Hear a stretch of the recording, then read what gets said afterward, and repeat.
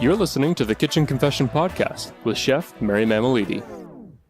When usually people ask me like, how do I lose those last 5 pounds? And I say, I usually turn the question around and I say, because you know yourself best, right? I don't know you best. I'm like, but I just got to reframe it. And you kind of become like a food therapist in that way. You're like, well, what do you think? Or why? And then they start talking about it. I'm like, it's so many factors. And a lot of times too, it's eating when you're hungry and stopping when you're full.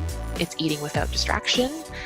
It's being a little bit more mindful and aware of what they're eating.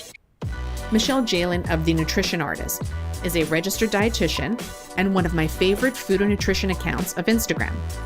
She's a foodie friend, a fellow creative, and passionate about educating people on food and nutrition. Hi, Michelle. Thanks for joining me today. Thank you for having me, Mary. I'm so excited to be on the show today. There's a lot I want to cover. You ready? Yes, I'm ready. Okay, let's begin by telling our listeners a bit about yourself. Okay, so I am by trade a registered dietitian, which means I'm a nutritionist, but I'm a regulated nutritionist, just like a registered nurse or a physiotherapist or whatnot. So, and I mean, traditionally dietetics is very more medical, it's about, diets for people with certain conditions or whatnot. But on the flip side, I also have an art background. So before I actually got into nutrition, I was doing schooling in art, and I really wanted to be an art teacher. Really? But so somewhere along the line, I found nutrition. I decided I wanted to be, we call them an RD, a registered dietitian. And I find now, as an entrepreneur, I do different things in nutrition communication. I help people cut through a lot of the, nutrition misinformation out there and help them find credible and trustworthy nutrition information. And I also help, food companies that are, especially small ones, that want to switch towards a more health food focus. And also bring credible information to media. That's another thing I do, because there's a lot of misinformation out there, and I love giving people good information. I can see from your Instagram, you have a passion for cooking as well. I do. I love to cook. How did you get started in the kitchen? Back in high school, I took home economics, right? Which they don't really have a lot in high school. And I took that course, and, you do things like cooking, you do things like sewing. But I always found that stuff really fun, because it's kind of being more creative, but at the same time, practical things. Like knowing how to cook is a life skill. Knowing how to sew is a life skill, just things like that. So that's where I first learned about cooking. And then, and then I just started doing my own experimenting, like kind of putting, trying things on my own and trying out recipes.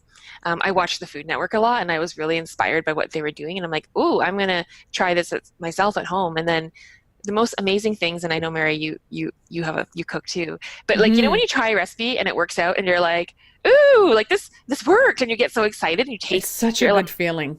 I know, it's so rewarding. And then from there, I just, I wanted to keep doing it, but at the same time, I wanted to make it like kind of a healthy focus, because that's my background's nutrition, obviously, that, healthy food can taste good, because people think all you eat is salad. Or true. Like there's a lot of rules around food. Like you can eat this, but you can't eat that. It's like, no. I think all food can be enjoyed. It's part of life. What's the first recipe you can remember trying? Oh gosh. So, okay. I remember back when I was, I think I was maybe like 11 years old. I was a kid. And I wanted to make my own chocolate chip cookies just because I wanted to. Okay. And but I don't think I knew what I was really doing, because it was my first time. And like my mom and my parents, they're not bakers. Like, so, but I thought, okay, I'm going to bake something, because no one bakes in my household. And I think what I did was I mixed up the ingredients, and I used too much baking powder instead of like flour, and like too much salt instead of sugar. Oh, maybe I got those mixed up. I don't know. The cookies came out terrible. They were hard as rocks. They came out of the oven. They were like, they tasted horrible. They weren't even sweet. And I'm like, how did I mess this up? And maybe I didn't soften the butter properly. It's also the first thing I ever made. And I'm so glad I wanted to attempt cooking after that experience. So I was like, these cookies are crap. Like, I'm not meant to do this. But, I was a kid, right? And I was just experimenting, and I'm so glad I did it, and my cookies are much better. What recipe has never failed you? I would say some of my vegetable dishes. Like I do, because I'm of Chinese background, and I'll do like a lot of my Like I'll cook the vegetables, and I guess because I've done it like, for example, with something like bok choy. I've done it so many times and I've done it for so long and it's so quick and easy that I can't really screw it up, which is good. But Okay. then and now I'm like, can I teach people to do it so that it works for them, because Yeah, yeah. but I mean, in the beginning I'd say like it took a bit of like, oh, this is too soggy, this is too soft. But now when I do it, I think it's because of experience and because of doing it over and over again. I can't actually fail that. And it's just very easy. It's just like, steaming it's like cooking broccoli or kale. It's like, So do you steam or boil or saute? I do a bit of both. Okay, so if I were to make bok choy right now, Yes. walk me through it. Okay. So what I would do too, first of all, I use the baby one because it cooks faster and it tends to be more tender. First, I would put a little bit of like simmer it a bit, put a bit of water in it with the vegetable and then cover it with a lid for maybe 2 to 3 minutes. Then I would take it out and then in the same pan, dump out the water. I put some oil, I put garlic, and then I'd put it back in. And then after that, I'd season it and it'd either be salt and pepper or I do like a soy sauce or something like that. With a bit of like a soy sauce with a bit of sugar, or I would do oyster sauce and a little bit of sugar. You know what? I haven't tried oyster sauce. Yeah, yeah. I mean, you find it in most Asian grocery stores. That's where I found it. So, and it's kind of got that umami kind of sweet and kind of savory taste. So similar to soy sauce, but Yeah, but sweeter. sweeter. Yeah, more depth of flavor, I would say. Thicker too. It's not like a liquid. It's kind of like it'd be like a consistency of a ketchup or something. Oh, okay. Yeah, yeah. And a little goes a long way. A little goes a long way. I usually water it down. I use a small amount and then I add water and I find what happens now when I cook is I like to taste as I go along. So if I'm like, okay, this needs a bit more of this, then and when I mean this, I mean like it needs more sweet. So then I'll add sugar. It needs more salt. And then you would add more salt kind of thing. So that's how I do it. Are you into playing a couple of games with me? Sure. Okay. So we're going to do a game called This or That. The choice is yours. You can get with this or you can get with that. Dog or cat? Dog. New clothes, new phone. New clothes. Work hard or play hard? Work hard. Dine in or delivery? Delivery. Now, are you a carnivore or more of a veggies? Veggies. Online shopping or in-store? Online. Corner peas. Yes. I like the quarter. Yeah, quarter piece. I love that. Of lasagna, of brownies. Oh yes. Cake. I'm down for that. Books or ebooks? Books. This one's important. Toilet paper, over or under? Over. Yes. I'm going to switch gears now and Okay, that's fine.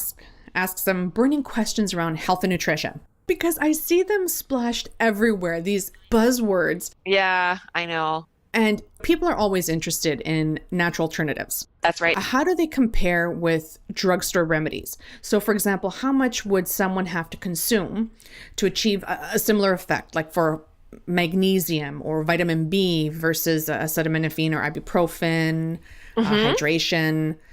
Like for hydration, skin, hair, nails, it's collagen now. The nice thing about the natural stuff is, so like let's say you're going to get something from food. So magnesium, you find magnesium in a lot of your leafy green foods. So like your kale, your bok choy, your broccoli, but also in other things, avocados, So chocolate, dark chocolate has magnesium. So I'm just using that one as an example. Yeah. Now, when you eat them from foods, first of all, it's always better to get them from foods, but I'm realistic and I know not everyone can eat all that in a day. It's not going to be ever as harmful as taking it in a pill form. So sometimes when you take, and that's also why sometimes with supplements, we got to be a little bit careful. If you can go to the drugstore and get your magnesium, you can get this, you can get everything. You can get antioxidant pills. Sometimes people will show you what they're taking. This antioxidant blueberry pill that I got from, a natural health store or something. And then, maybe I'll have a look at it. And then I look at the quantity that's in it. And I'm just like, wow, I don't know if anyone really needs that much, or it might be too much, in that it's making your kidneys and your liver work harder to kind of excrete the excess or that kind of thing. Makes for very expensive pee because you pee it out, right? Because that's where it comes out from, right? So it's not really like a clear-cut answer as to you would get this much, you'd have to eat this much to get it in pill form. But more so, if I know that someone's taking a lot of these different pills, I might say, maybe we can vary something in your diet and in what you're eating so that you can get more of them without overloading your kidneys or your liver. And that way you're getting other health benefits from it too, the fiber and all these other things that you're getting, all the other nutrients you get with them, because in a lot of fruits and vegetables you have other nutrients, not just like the different vitamins, right? So vitamins. Right. And then that will give you more benefits. Most people today know how to plan their meals around macronutrition, proteins, carbohydrates, and fats. Yep. But many North Americans are micronutrient deficient. What are some ways that we can incorporate micronutrition into our meal plans? Okay. So within macro, so I say nutrition is macro is big. So like your proteins, your carbohydrates, your fat, right? Micronutrients are things like your vitamin A, your B vitamins like folic acid, things like we talk about iron, calcium, right? Those are considered micronutrients. Now, if you have planned your meal plan, and let's say you said, okay, for carbohydrates, we're going to have pasta, and then we're going to have vegetables and fruits, right? Let's say we're going to have tomatoes, and we're going to have, I don't know, a couple other ones, broccoli or whatever. Now, if you combine it so that it's complete and you've got the vegetables and and fruit or whatever with your, carbohydrate, which is a macronutrient, then you should be okay to get more micronutrients. A lot of our micronutrients are in vegetables and fruits. So if you plan for those things and you plan to get your fruit too, you're like, okay, I want to make sure that later on the snack I'm going to have a handful of walnuts, a small handful of walnuts, and I'm going to have an orange, right? There you planned for it because those micronutrients, right, that we talked about, the B vitamins or, vitamin C or whatnot are in those fruits and those vegetables. And that's how we push it. So increase veggies, half a plate of veggies. That's great. Half your plate, if you can do that. Think of them. And if you're not somebody who naturally loves to eat fruits and vegetables, and I mean, because let's be honest, I know a lot of people that don't love it, try to plan it, you have a lot at one time. So like, okay, I don't really love vegetables that much, but I don't mind salad with a bit of fruit on top. Okay, maybe I'll have a big salad with that, and I'll have that with like soup or pasta or a sandwich and that kind of thing. And that way you're getting a lot of them at once, right? And I mean, this makes me sad to say this, but it's true. You're getting it over with, right? Having it all at once, right? Some people actually, and if you like eggs, for example, let's say you like eggs, a lot of people I know, they love having their morning eggs. You can put a lot of your vegetables in your eggs. It's like, oh, I put some zucchini in my omelet and mushrooms and tomatoes, and spinach. Like that's a great way to get it in the morning. And that way, I already got a lot of those micronutrients, with my eggs. I wanted to talk about some of the diets. Sure. So, because there are so many out there, how does someone know what diet is right for them? And to be honest, do they really work? A lot of them. So like there's keto, plant-based, intermittent, fasting, paleo, and pegan is a new one for me, which is what? Yeah. Paleo and vegan, correct? Yes, but it's not completely vegan or completely pagan. So I don't love that one very much because it's just very confusing. Like just the name alone confuses me. Yeah. So I find for that one, there's a lot of rules. It's too many rules and restrictions for most people to be normal around food. Be like, I can eat this, but I can't eat that. Oh, I can only eat the beef if it's grass-fed. I can only eat this if it's organic. I can only eat, and it sets it up in a way that isn't very practical for most people. Right. So basically, your grocery list is $500 for 4 items. That's right. That's right. You're always eating at home. You're never leaving your home. Yes. It's impractical. It's like, how would you ever be able to go anywhere? And food is such a part of life, like you go out and you eat with your friends and it's such a social thing. Oh yes. We are social people, and to be so restrictive that way is not very practical for most people's lives. There's some evidence too that people who, especially in women too, jumping in on all these diets like juice cleansing or fasting or keto, is that yo-yo dieting effect, right? First of all, it stresses out your body because your body's like, oh, what's happening, right? And that in the end, what actually ends up happening is it actually makes you, in the end, gain more weight or have more body fat at the end, because your body is trying to survive because you keep doing all these things to it, right? It's like a survival mechanism, and naturally our bodies always try to hang on to fat, right? It's a survival thing. And that the yo-yo dieting actually has a negative effect on our metabolism, and on weight loss goals too, because you're constantly depriving your body of things it needs, and you're constantly going through this up-down phase of losing weight, gaining weight, and it's stressing your body out. Would you recommend any of these? So there's the plant-based, which I know a lot of people and love some of the dishes, actually.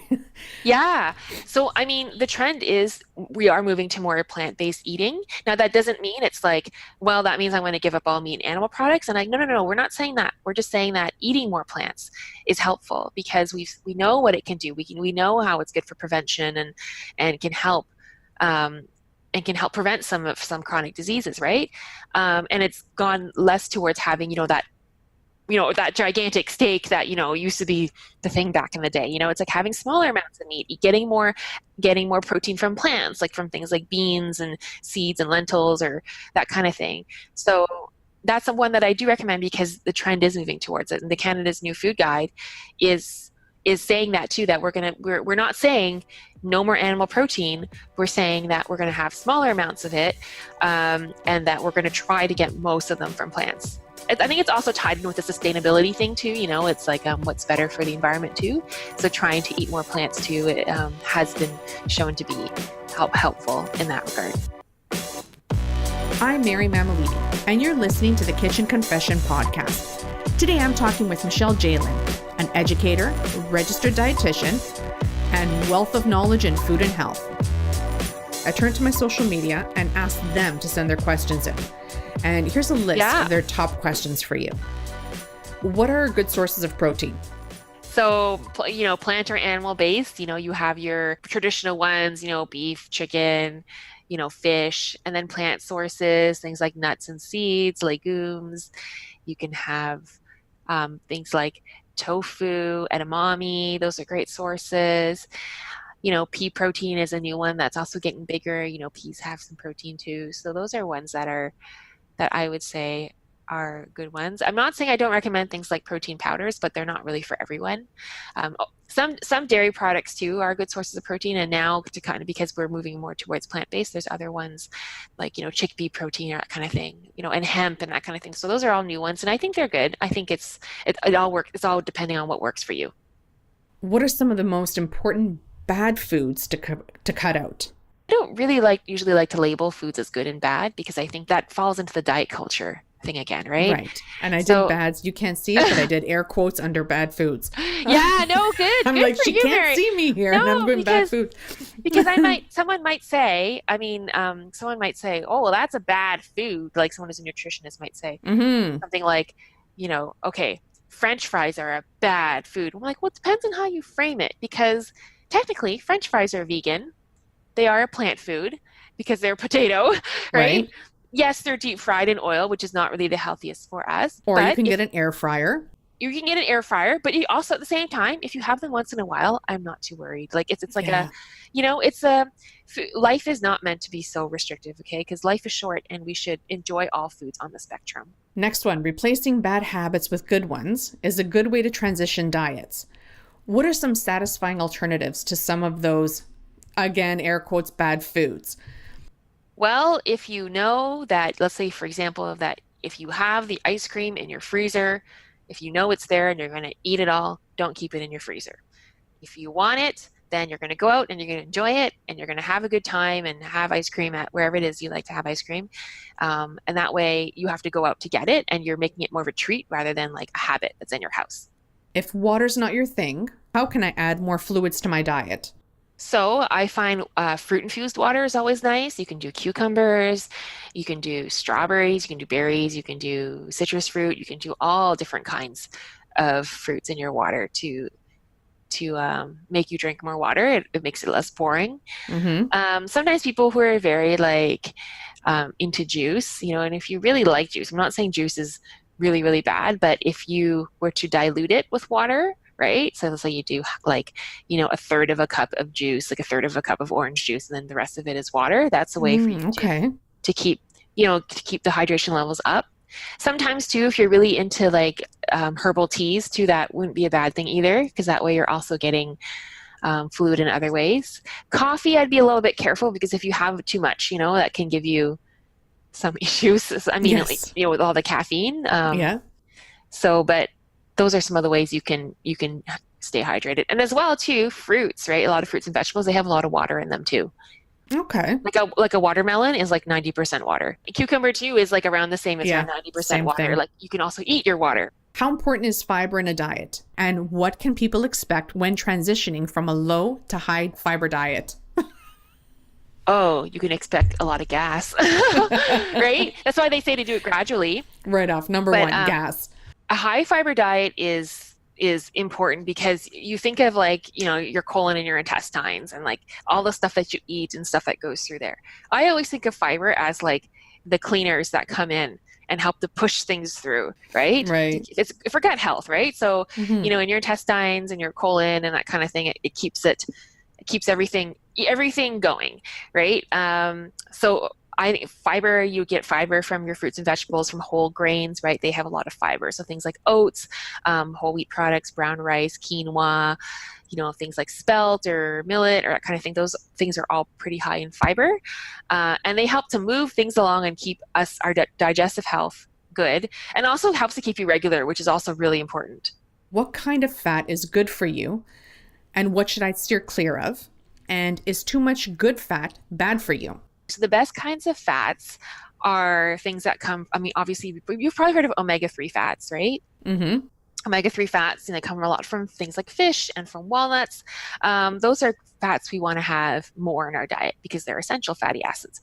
So, that's a good fat. Also, good fats are your monounsaturated fats and your polyunsaturated fats, right? And those you would get from things like different oils, like olive oil, right? Canola oil would have it too, right? In my trade, we call them PUFAs and MUFAs because it's a little bit easier to say than the really long word, right? So, a lot of it is from cooking oils and that kind of thing, right? Mm-hmm. So, and then fats that aren't great are trans fats. And actually in Canada, there's now going to be a ban on trans fats. Now, trans fats are what we call shelf-stable fats, and they're usually in a lot of processed foods and foods that can sit on the shelf for a long period of time. So if you ever go in the grocery store and you see like there's a food there, and it's not just sits on a shelf, it's usually something like, I don't know, donuts, or I don't know what it is, or some cookies or whatnot. It's usually in those types of foods. Those have been manufactured fats, and they're fats that are really not good for our heart health. So those are ones you'd probably want to have less of. But however, in Canada, there's going to be a ban on trans fats, and it's still kind of rolling out. So that means a lot of foods that have trans fats should not be on the shelves soon. So it's to kind of make sure that we eat less of those fats. Now, saturated fats traditionally were seen as bad fats, right? But now there's some evidence to say that some saturated fat may not be that bad. Saturated fat is what you find often in animal products. On your steak, you have saturated fat. But there's been kind of mixed research on that some saturated fat is actually okay.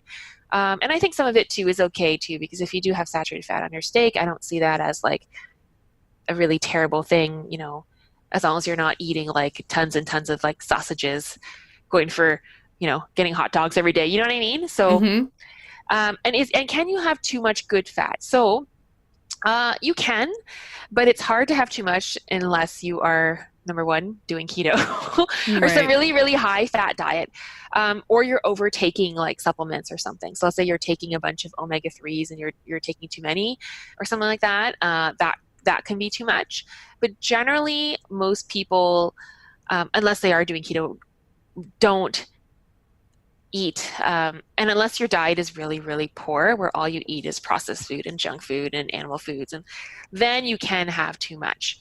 So it depends on the person, but that's why we always say varied diets are the best. And it all depends on what you eat and what you like, and what you're willing to change up in your diet to make sure you get more whole foods and more healthy fats.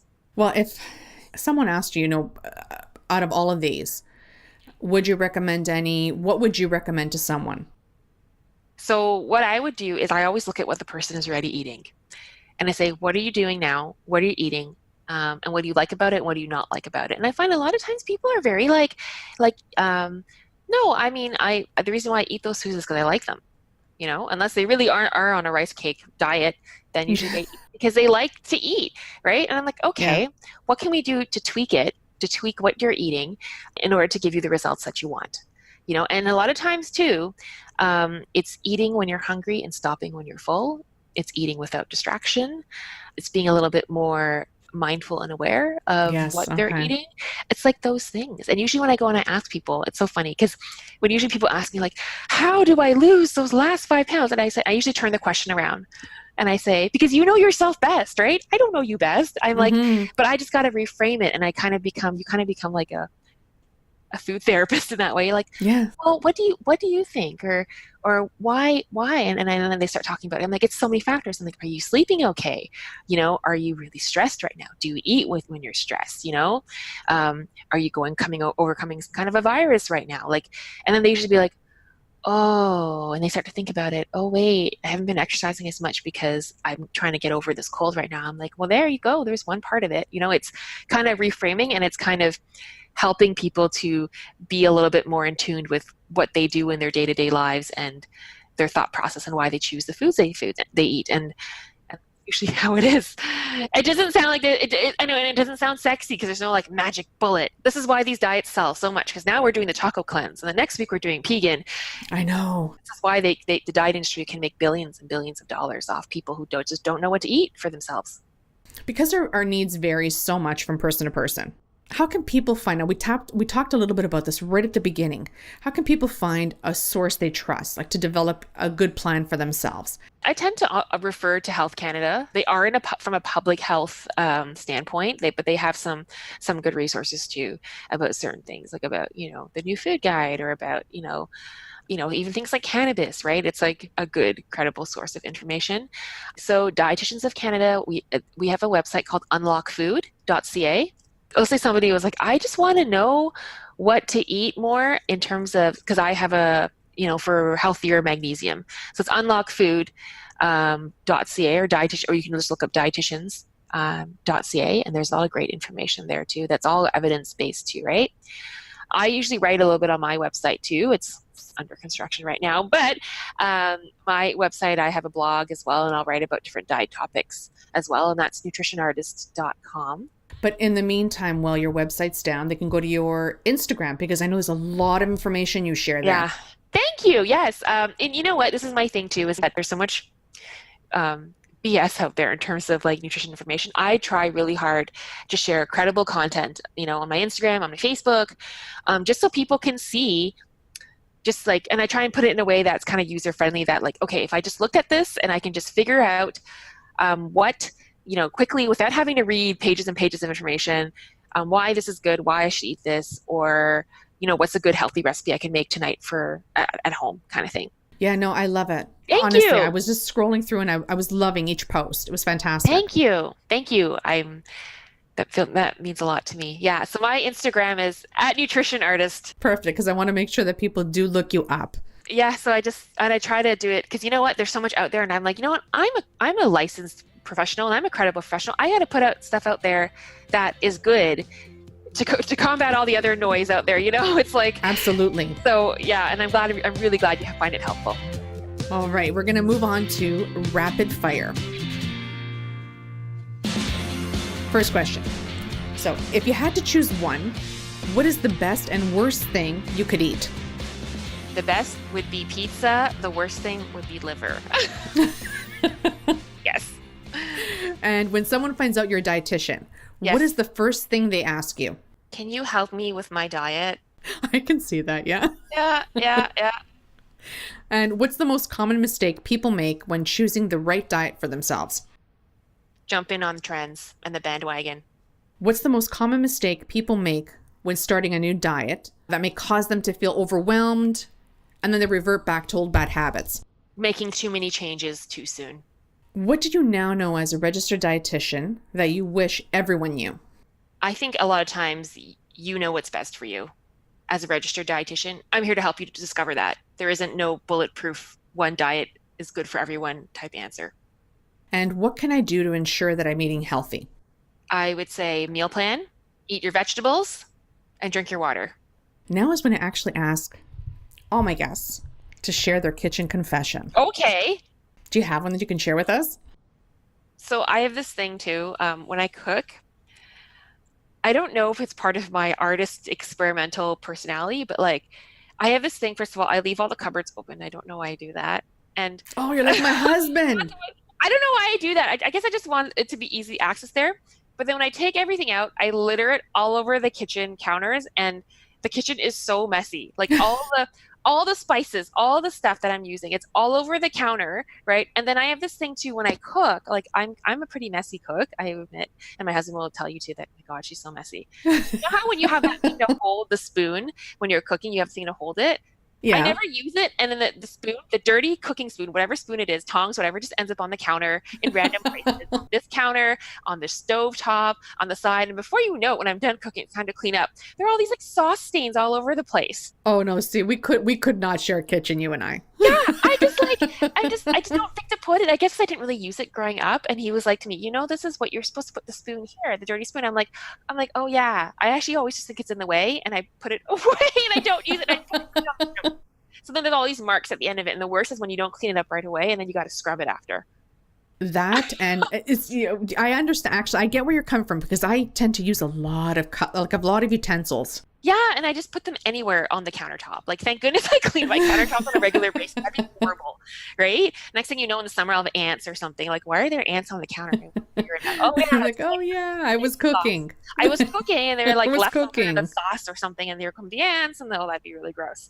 But I just do that, and like that's why I'm like I can't cook and be clean and keep a space clean. It's just not in my thing, and I will get stuff everywhere. Well, isn't the saying a messy cook is a good cook? That's what I like to say. My husband disagrees with me because he's just like, oh, I always have to clean up the kitchen after you're done cooking. I'm like, really? It's not that bad, is it? And I see how he cooks, and I'm just like, man, I just can't do that.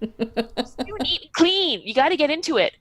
And then when you're too clean, you're thinking about being clean, and then you're not really getting into it. So anyways. Oh my God, that's hilarious.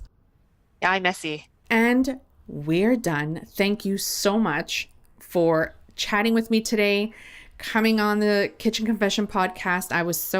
Honestly, it was such fun. Thank you. Yeah, thanks for having me. Mm-hmm. So if listeners want to reach out to you for more information, how can they find you?